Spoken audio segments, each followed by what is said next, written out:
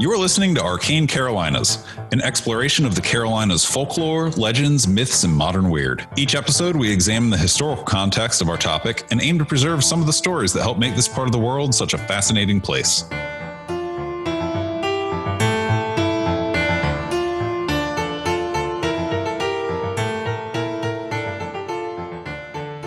Hey y'all, Michael here. Just wanted to preface this episode to let folks who are new know that this is a sequel to last year's Road Trippin' episode. The point of a Road Trippin' episode is not to have one big unified topic, so much as it's to just talk about some fun, cool stuff to go see and do and kind of enjoy shooting the breeze about the cool stuff that's around the Carolinas. So as summer starts to kind of wind down and we're headed into fall, if you get the chance, we hope that you get to go look at something neat. Take a trip to the beach for a day, go for a hike, go visit the mountains, do something cool for a day, see something that is unique to the Carolinas. Some of what we're going to talk about is that kind of thing. Also, this episode will contain a preview of our fall spooky spectacular for 2022, which is going to be pretty wild. So, thanks for listening and enjoy. It's your boy, Charlie Mushaw, co-host of Arcane Carolinas. I don't know if we're going to keep that one. Oh, we're going to keep that one. At the very least, it'll be a stinger. I don't know. Something. And who are you? I am your... I'm Bart Simpson. Who the hell are you? I am your elderly gentleman. I don't know. I'm your distinctly middle-aged adult. Award-winning novelist Michael G. Williams.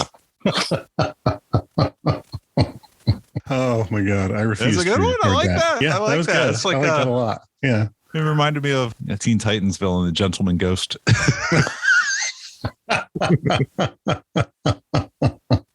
Oh, that's a great name for a villain. So anyway, Arcane Carolinas, we have been busy. Yeah, no kidding. So this is a dual topic episode. We recorded Road Trippin' 2, which was a sequel to last summer's Road Trippin' episode, but it also includes some stuff for the fall. So we're like, you know what? Let's just smush our fall preview episode into our Road Trippin' episode and call that good for August. Yeah, because gosh, are we going to be burying people in content shortly after this? Yeah, so we had a busy summer. We did a couple conventions, and that was really great. Before we get started, I would like to say thank you to all the people that came out and saw us and talked to us and interacted with us, because this is meant to be a community. Yeah. Hey, thank you to you, Charlie, for putting up with me not actually being physically there for Con Carolinas and still making it happen. You were there. You're there in laptop form. I was there in laptop form. Then thank you to Congregate for letting us be there. And thank you to GalaxyCon Raleigh. Yes. Speaking of GalaxyCon Raleigh, there was a person there dressed as Gaz from Invader Zim that shared an incredibly cool story about a fault line in Western North Carolina. And there was a lot going on, lots of shuffling, and lots of stuff going on. But I talked to you for probably 3 minutes, 5 minutes, something like that. And I was trying to tell Michael what you were sharing with me, and I was doing a very, very poor job of relating what you had told me. While we were at the con, I said, you should come on the show. And then I realized they might not want to do that.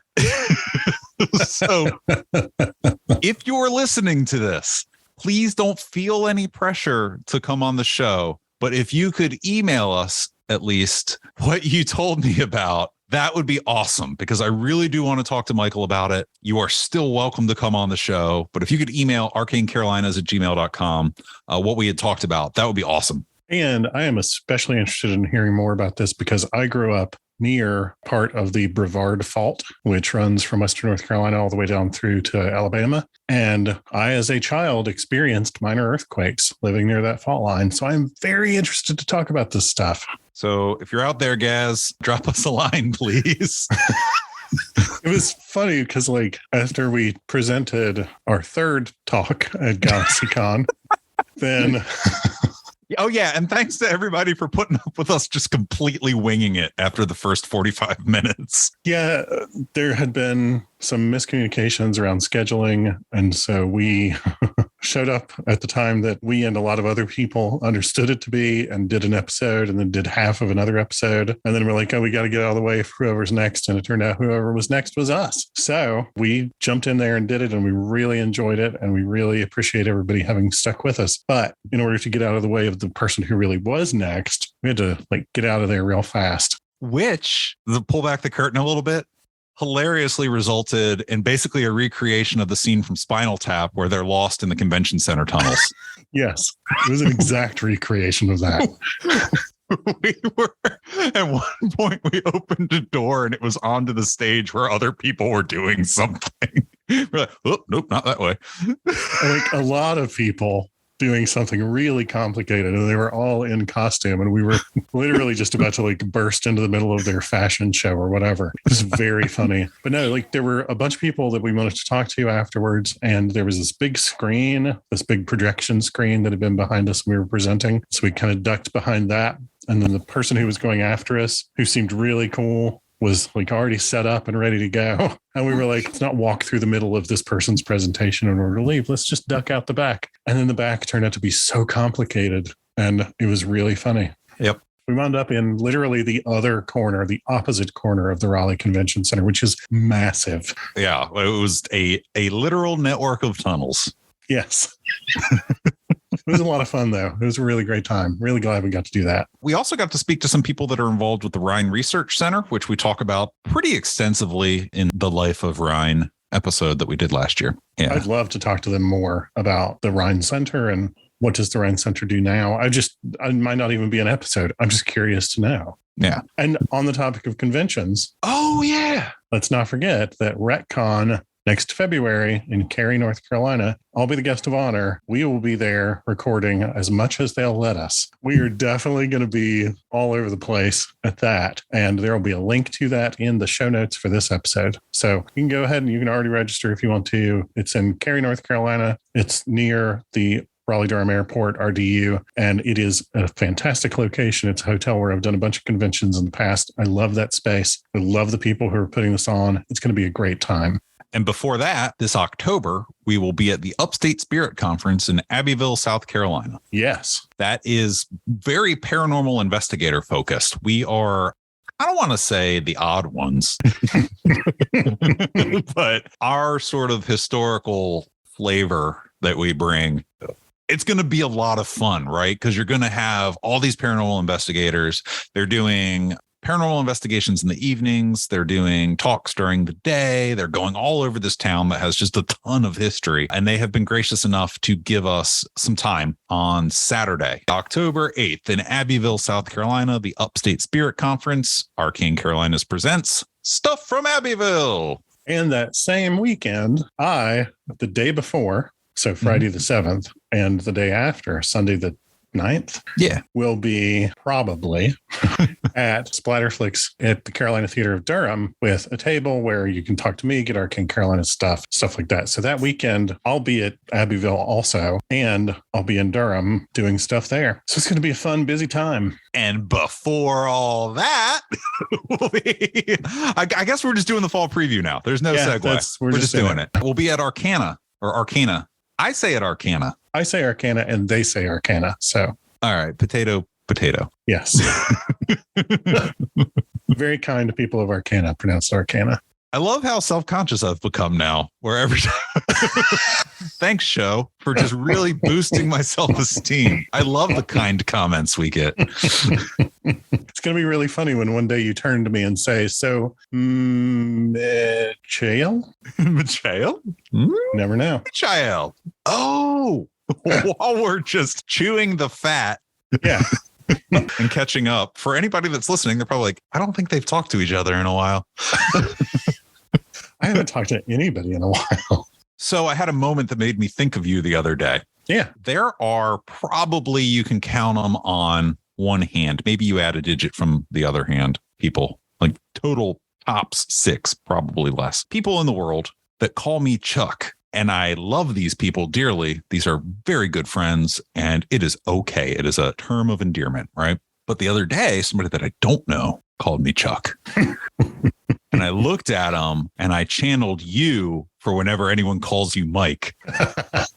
And I was just like, it's Charlie.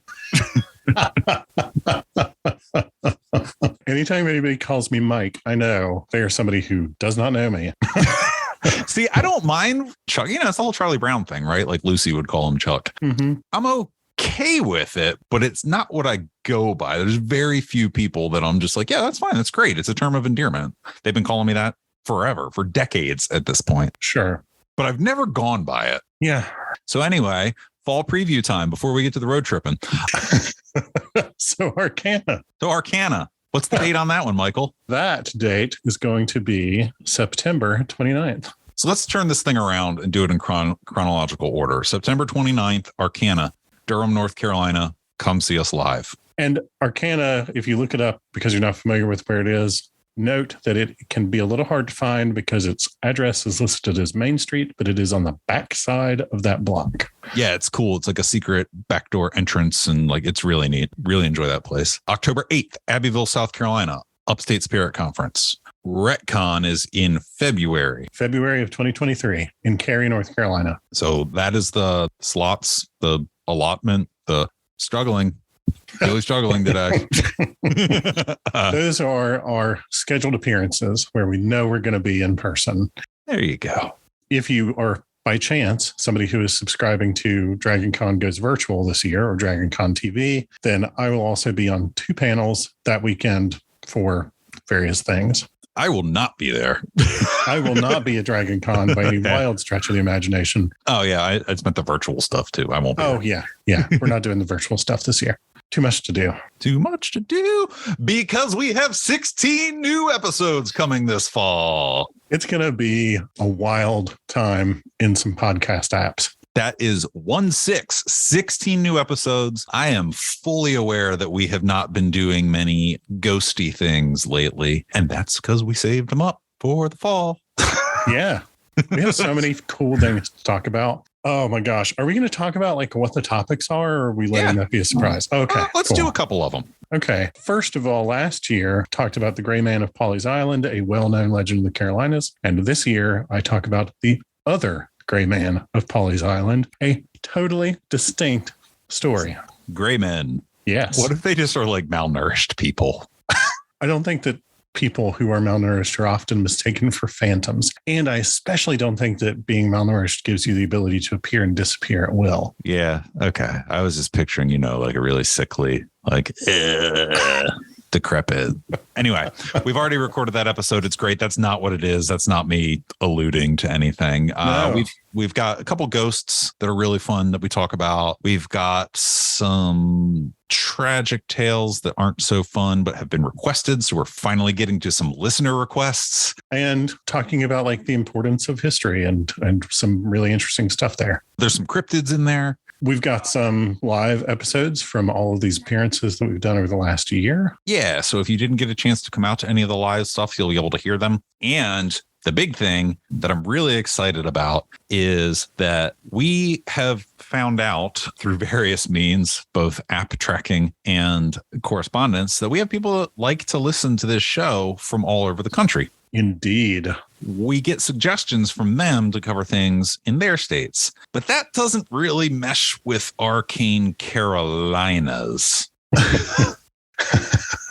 So what we have decided to do is the way we used to do Arcane Carolinas case files episodes, we're instead doing what we're calling Arcane Destinations episodes, where we will highlight folklore, legends, cryptids, the same kind of stuff. We'll sprinkle in some of those as Arcane Destinations episodes. It's not a separate new podcast. If you follow this one, you'll get those episodes. We'll get to talk about some really fun stories and some places that we really love visiting, or we've loved reading about, or that we happen to know stories from, or that we have expert firsthand accounts from. We get to talk about some really cool stuff that we would never get to talk about if we only ever talked about the Carolinas. Yes. And don't you worry, the bucket of ideas for stories out of the Carolinas remains deep.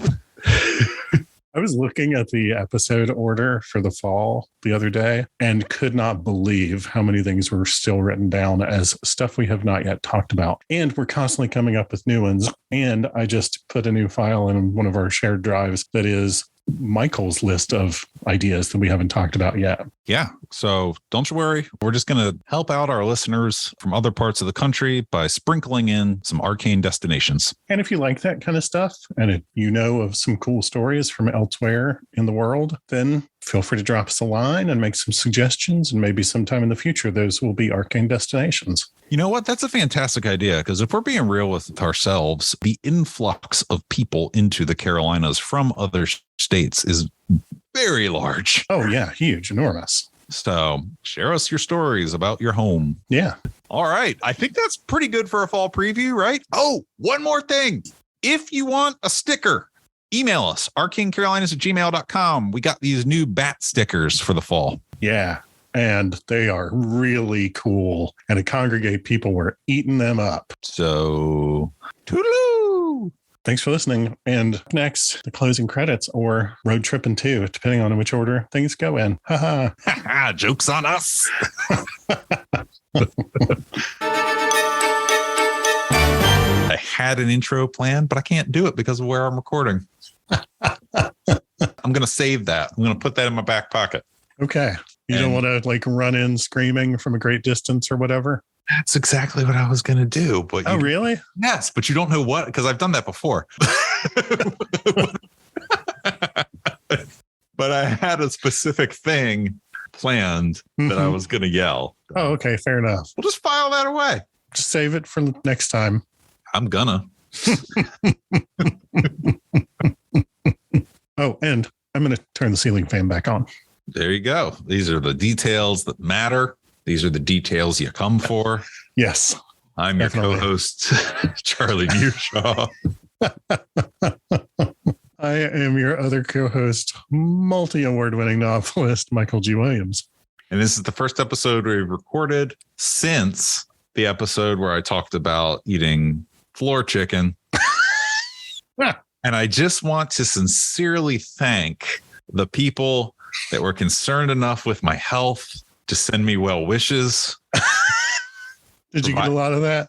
I got a couple. I got enough to mention it. And I will share for the curious at home that it all worked out and I was fine. I survived. There was no food poisoning. Yeah. So anyway, moving on. Today's episode is something of a mini-sode and a sequel to something we did last summer that people really seem to enjoy. So this is Road Trippin' 2. Yeah, go for it.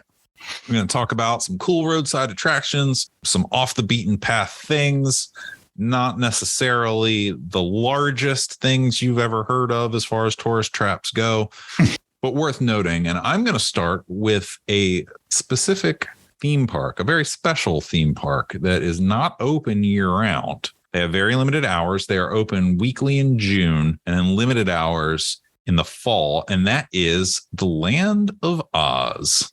I have heard of this place and I know one person who has been to it. Yeah. So the Land of Oz, I did check their schedule and let me pull it up. The reason I really wanted to mention this, I wanted to mention it last time, but they didn't have their hours available.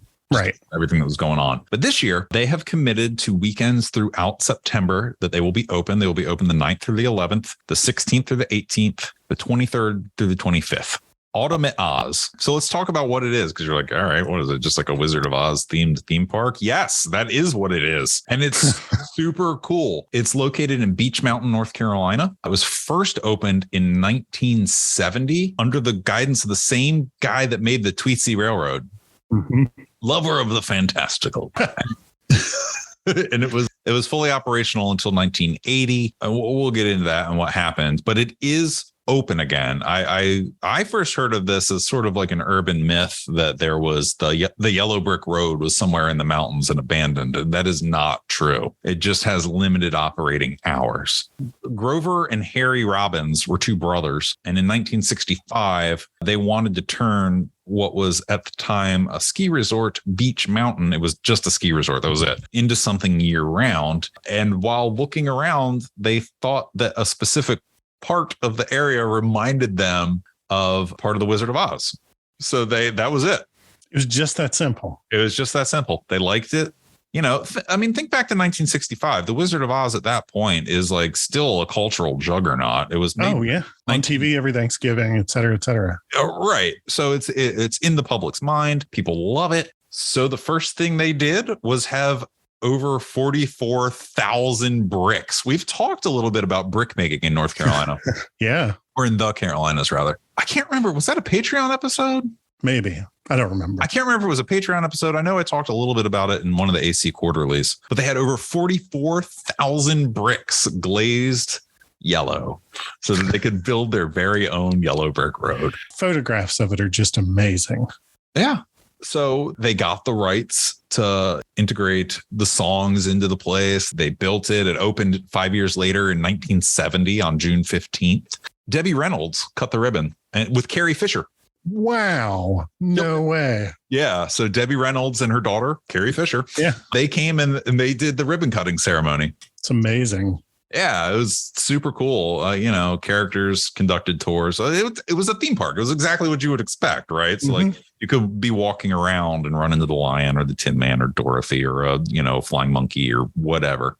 Super awesome. You would start in Kansas. Like if you just like walked the park, it started in Kansas. And then, there would be a tornado event and then it would carry you through to visit the different characters as you walked through the park. They really wanted to mimic the experience of the movie in a way that was fun for kids and families. And in 1970, the year that it opened, it was the number one attraction on the Eastern Seaboard that year.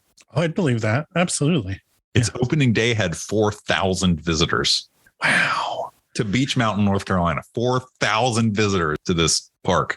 Culturally at the time, the 60s were when what we think of as road trip culture really came into being, in part because cars had gotten cheaper and in part because gasoline was really cheap and in part because campers had become cheaper. And so across a lot of different aspects of culture at that time in America, you see sort of like the road trip version of that thing come into being. And it was true for like rock music festivals and bluegrass festivals and country music festivals and all kinds of things. So when you see music parks that are attractions spring into being, all that stuff, that's a huge number of people though, to be there on one day for one thing, especially in kind of a remote place. Right. That's what I'm saying. Like I enjoy being away from everything, but it always surprises me when other people do as well. Really fascinating. So there was a fire in 1975 that caused some damage and it kept trucking. There were some financial problems. It did close in 1980 and fell into disrepair. And, kids would run up there and steal props and vandalize and, do the things that kids will do with an abandoned theme park. And I'm not mad about it. It is what it is. That's the way of things. And I think that's probably where a lot of the urban myths came from about it being in disrepair and being abandoned. But what actually happened is that in 1991, they did like a trial reopening. They did like a 1-day 4th of July celebration, and they were going to redevelop the property into condos. So they were like, all right, well, you can come to Beach Mountain. You can ride the ski lift, which was converted. I forgot to mention this. They made it into like a faux hot air balloon. So you're like, ride the hot air balloon, but it's just a ski lift. So you could come, you could walk the yellow brick road. You could ride the hot air balloon. You could see like, oh yeah, the local high school did a Wizard of Oz stage production. It was like a really big deal. App State had an exhibit in their cultural museum on campus dedicated to the park. And the floor of that section of the museum actually had surplus yellow bricks from the park. Nice. Yeah. Very nice. I also love that the owners of the park realized that we're going to have to make a bunch of extra bricks. So like, I can't imagine how many somewhere there is a yellow brick sitting in somebody's garage on a shelf or like in their office on a shelf. And they're like, oh yeah, I took that from the yellow brick road. Yes, indeed.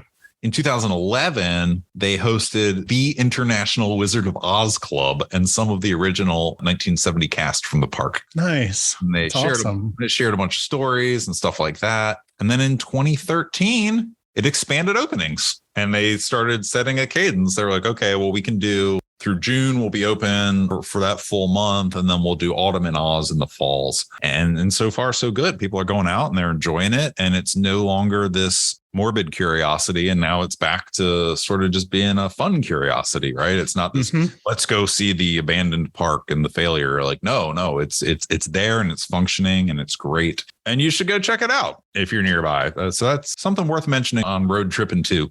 Totally. A couple of points or questions.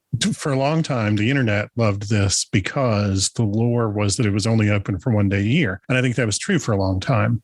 I had no idea that they had expanded to other days. I thought that it was still in just like one day a year mode. So I'm really excited to hear that, because that means it's actually possible I could go to it. I'm getting the prices, but yes, I would encourage everyone to go to this. And it looks like tickets range from $6 to $55. So I don't know what's included with these different tiers. Looks like you can get a range of experiences. Yeah, so I think it depends on adult versus child. Do you want to ride the hot air balloon? Do you not? What time do you want to go? That kind of thing. When I was a kid, The Wizard of Oz was my favorite movie by far. I was one of those people like watching it on TV once a year, every year. And I was so excited as a little child to know that this place existed, because I was growing up not that far from it. And then it stopped being a thing, but there were still billboards for it in the town where I grew up. And that was just like such a weird, haunting thing to see, this like decaying billboard for a park that didn't exist anymore. I'm curious, and you might not know the answer to this, and that's fine. Do you know whether its representation of Oz and the characters and everything like that was based specifically on the movie or based on the books? Based on the movie. It's all based on the movie.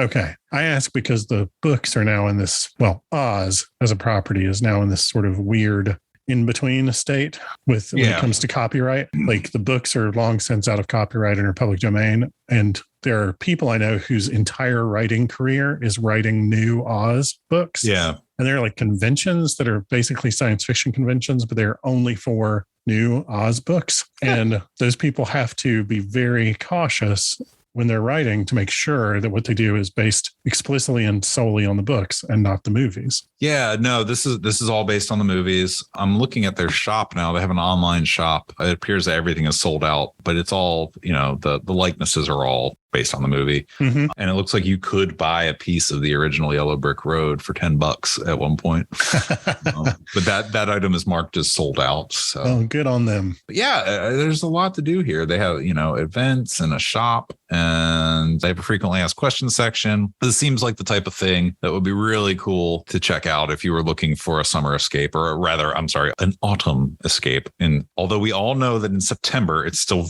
very much going to feel like summer. So yeah, there's that. Do you have any off the tip of your brain items for a road trip that we might not have covered? Not to put you on the spot too much, but you can always edit it out. Yeah, I can always edit. I'll mention another if you want to think on it. Yeah, please go ahead. So something that probably wind up covering as its own episode just because of all the ghost stories that come out of it, but I have been hesitant to because of all the ghost stories that have come out of it. Yeah. When I feel like it's been covered to death. But it is really fun. And I don't think that everyone realizes that you can do whatever you want on the boat, is the Battleship North Carolina in Wilmington, North Carolina. Yes, I love the Battleship. It is so fun. It's not the stuffy kind of on rails tour that you might be expecting in some sort of regulated capacity. No, like you get to do whatever you want. You can do the guided on rails tour, or you can just go explore the battleship. And it is so cool. And I have pictures of me on there as a small child. I have pictures of me on there as, an adult without kids. I have pictures of me on there with my family enjoying it. There is truly something for everyone at the Battleship North Carolina. Yeah, it's so much fun. The last time I went, which was, 7 or 8 years ago, I just randomly stopped there on my way back from a beach trip. I was by myself. I decided I'm just going to stop and see the battleship because I haven't seen it since I was a child. And then inside, I didn't remember this from childhood, but at the time, inside, to represent anywhere a person would have been working in some of the spaces that were closed off, like the bridge and things like that, then they had these big plastic cutouts of people. And they kind of looked like, if you're a little kid and you see somebody fold up a bunch of paper and then, cut out a doll and then they string it out and it's a whole bunch of dolls holding hands. They kind of looked like that. They also kind of looked like the people figures that you see on like bathroom signs in a restaurant. Yep. It was really weird. And that they were all like standing posed, like bent over various displays and hands on levers and whatever. And it was so, I feel like I stepped into a frame of a paused horror movie, Mm-hmm. you know, where I was just like, any second, these things are going to come to life and steal the ship. And then that's it. We're off to the races. It was really, really fascinating. It was really interesting. But also the battleship itself is just fascinating. Yeah. It's so fun. They let you go hands-on and you get to twirl the dials and push the buttons and, you know, whatever. Like it's really set to be a hands-on learning experience. And there's just a lot of history there to learn. And again, we'll probably do a full episode on it at some point. It's on the list of episode topics. It's just, I feel like I've recently seen peers and colleagues in the space that our show exists do that as a topic. So I'm like, okay, well, let's give that space to breathe, but we'll get to it. And maybe when we do, I'll share some funny pictures of me in like a Mickey Mouse shirt and tiny shorts standing on the deck. That's the adult picture, by the way. Yes. If I have an unusual but not in any way paranormal story of the battleship North Carolina, is now a good time for it. Yeah, go for it. So the time that I went, that time that I was talking about, I come out of it at the end. I've walked all around because the world is a very small place. I run into some people I know from here in Durham while I'm walking around. Anyway, I leave the ship. I'm about to get back in my car, starving. It's time for lunch. And I noticed that there is a fair, like a county fair style fair, like set up next to the battleship in this big open field. And I think, well, shoot, I'm just going to go over there and like get some barbecue or something. Mm-hmm. I walk through a gap in some trees between the parking lot for the battleship and this event and walk up to, like a table that has somebody standing there handing out barbecue sandwiches and fried chicken and whatever. And this woman I do not know walks up to me and says, "Oh, I'm so glad you're here. Let's get us some barbecue." And I was like, "Yeah, let's get us some barbecue." And it turned out that I had stumbled into a company picnic, and she thought that I was somebody from the organizing committee that she was also on. And clearly these people had only ever talked via email. And for whatever reason, she looked at me and thought I was that guy. Wow. And so we sat there and I just like listened to her gossip about stuff from her department in this company while we like sat there and stuffed our faces with fried chicken and potato salad and the whole 9 yards. And then I played a couple of fair games and then I told her I would see her on Monday. And then I just walked right back out of the place and got in my car and drove away. It was so awesome. So thank you very much to the fine staff of PPD, a company with offices in many places in the Carolinas, because y'all serve some good barbecue at the company picnic. One, that's amazing. Two, I would love to be able to read the follow-up. That was great hanging out email that she would have sent. Right. 3, what if she realized that she messed up and just went with it because she was too embarrassed? Oh, I would not at all be shocked if 5 seconds into talking to me, she realized that is not the person I think it is. But she was just too nice to be like, "You get out of our company picnic." So I just ate a bunch of free food and got some free sodas and played a couple of fun fair games. And that was that. I bought a mug the last time I was there. I try to a little personal detail. I try to buy a coffee mug when I go places, usually like with something cheesy, like "Sun your buns," at Carolina Beach, or Right. crabby till I get my coffee in Oak Island, North Carolina. And it's got like a picture of a crab on it. Yeah. I try to buy those lame mugs, and I bought a mug at the Battleship North Carolina. I did not get free barbecue. Your story rules, man. It was really funny. I realized very quickly that I would not have been allowed into this event, but I just like walked through the tree line, just like too lazy to go around. I'll share one more story. So, I mean, this is basically all plugging local businesses. Yeah. And I do have a destination actually also to do when we're done talking about this. Okay. I will really quick plug a pizza place. I just mentioned Oak Island, North Carolina. If you ever find yourself there or in Southport, I think they have a location in Boiling Spring Lakes as well, but there's a place called the Pepperoni Grill. It's a pizza place. You can sit down there and eat your pizza, or you can go up to the carryout window and take your pizza with you. Excellent pizza.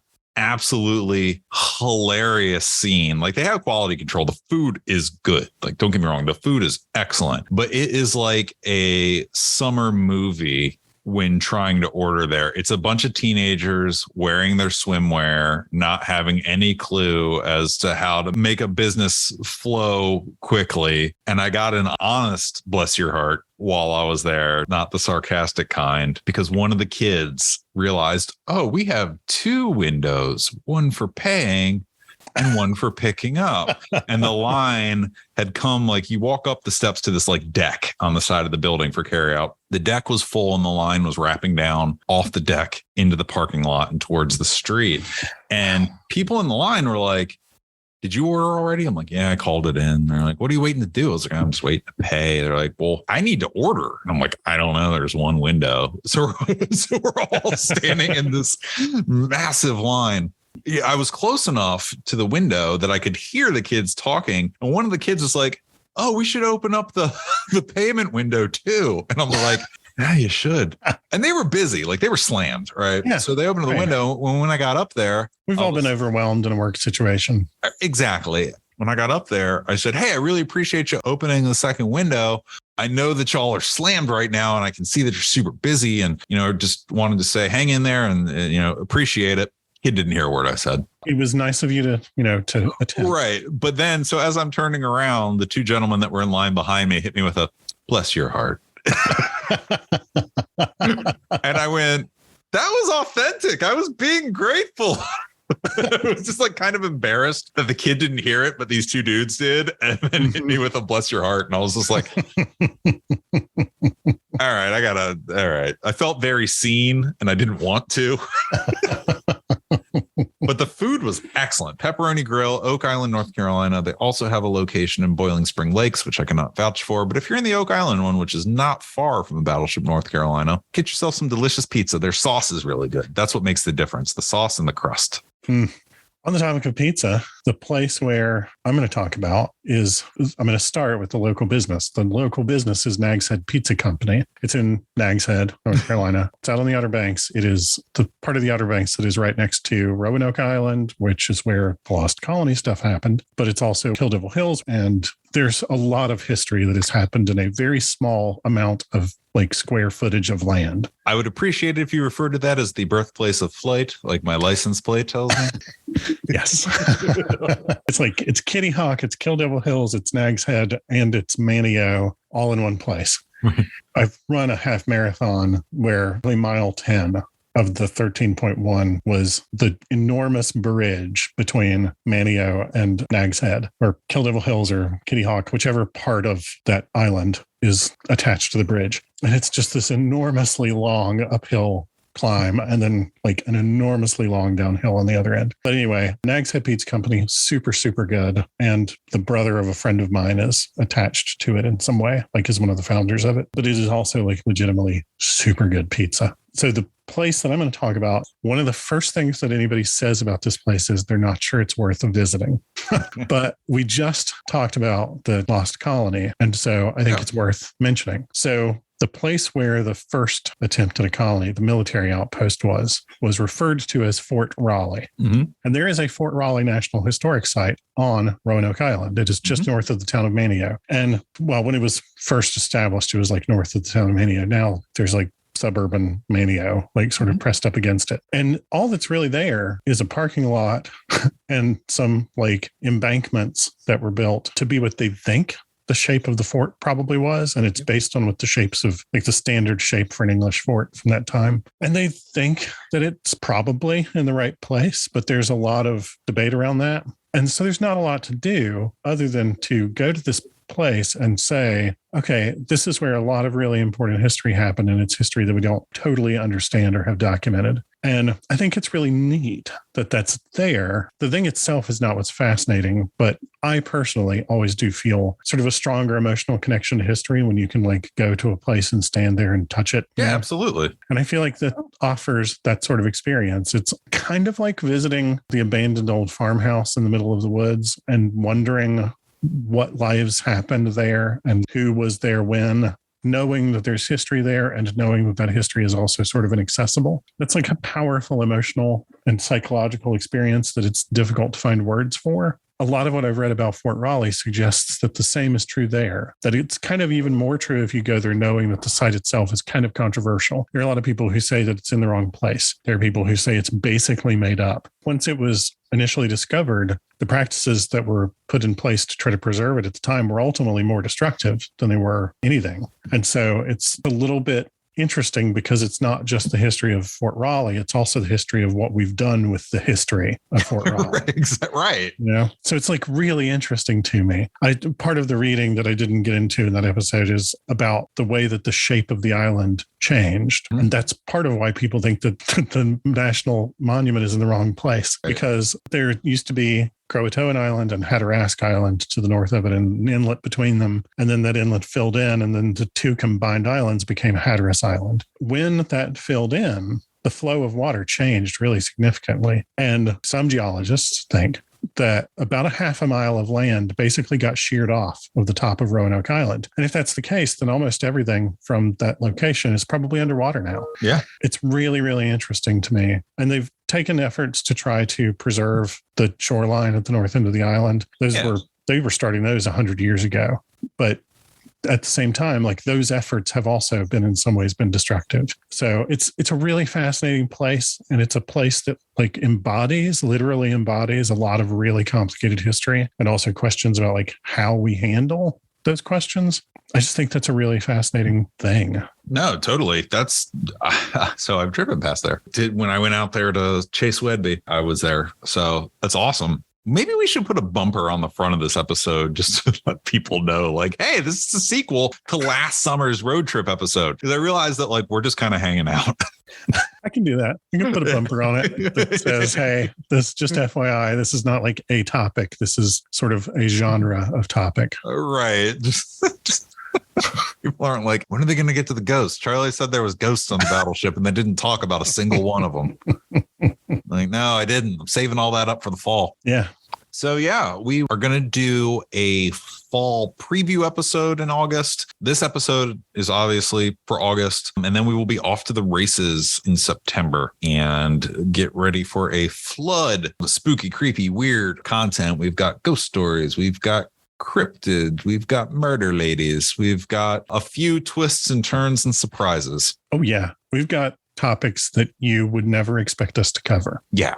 Oh, and if you want a sticker, I will mail you a sticker. Please leave us a review on Apple Podcasts if you are feeling so inclined. We would really appreciate it. Yeah, you don't have to write anything for it either. Just hit a star. Yeah, well, 5 stars. Hit 5 of them. You just have to touch a button. Yeah. And if you want the monthly version of like, here's a weird little factoid from behind the scenes, then go to arcanecarolinas.com and click on newsletter. Alrighty, let's call it a day. Yeah. Thanks for listening. Get some pizza. Yeah.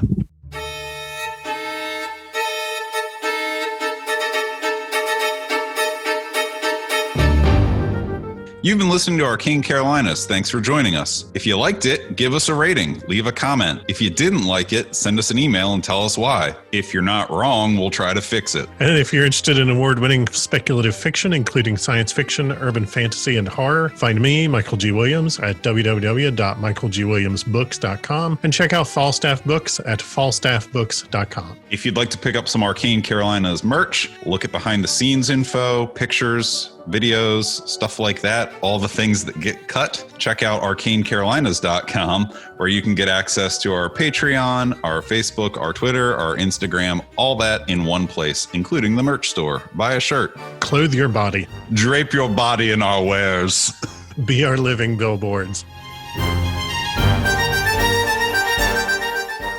Oh, while we're just cutting the crap. Wow, you just caught me trying to censor myself and it came out all kinds of wrong. Welcome to the rambliest episode ever.